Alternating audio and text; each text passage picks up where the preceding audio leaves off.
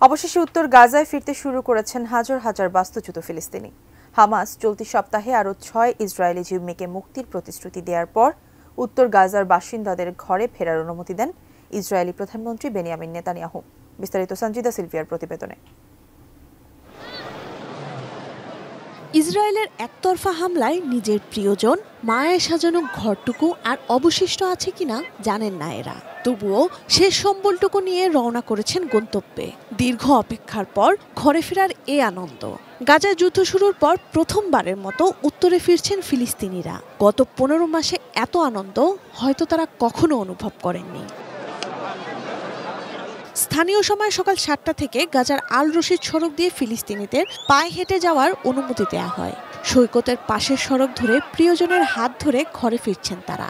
ভিড়ের মাঝে পরিচিত মুখ থেকে স্বস্তির হাসি নিয়ে জড়িয়ে ধরছেন একে অপরকে। মাঠের অলরাউন্ডার আমি, আর ঘরের allrounder Tilex. Tilex toilet cleaner, clean মানেই টাইলক্স। যেসব ফিলিস্তিনি যানবাহন নিয়ে গেছেন তাদের সকাল ৯টা থেকে অনুমতি দেওয়া হয়েছে সালাহ আল দিন সড়ক দিয়ে পার হওয়ার।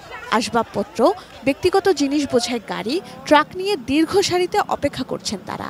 এই পরিবারগুলো গত ২ রাতেরও বেশি সময় ধরে ওই সড়কে প্রবেশাধিকারের অপেক্ষায় ছিলেন। এ প্রত্যাবর্তনকে ফিলিস্তিনিদের জন্য একটি বিজয় এবং ইসরায়েলিদের জন্য পরাজয় হিসেবে বর্ণনা করেছে হামাস। এক বিবৃতিতে গোষ্ঠীটি জানায়, ফিলিস্তিনিদের যে এলাকা থেকে বাস্তুচ্যুত করা হয়েছিল সেখানে তাদের প্রত্যাবর্তনের দৃশ্য ওই ভূমির সাথে আত্মিক সংযোগ নিশ্চিত করে। একই সাথে ফিলিস্তিনিদের বাস্তুচ্যুত করার ইসরায়েলিদের দৃঢ় ইচ্ছা দখলদার বাহিনীর ব্যর্থতাও প্রমাণ করে।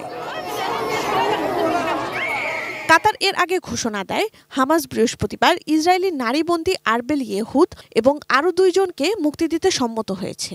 এরপর শনিবার মুক্ত করা হবে আরও ৩ ইসরায়েলিকে। এই ঘোষণার পরপরই ইসরায়েলের পক্ষ থেকে উত্তরাঞ্চলে প্রবেশের অনুমতি দেওয়া হয়। অন্যদিকে ফিলিস্তিনিরা মার্কিন প্রেসিডেন্ট ডোনাল্ড ট্রাম্পের গাজা উপত্যকা থেকে তাদের বাস্তুচ্যুত করে মিশর ও জর্ডানে পাঠানোর প্রস্তাবের তীব্র নিন্দা জানিয়েছেন।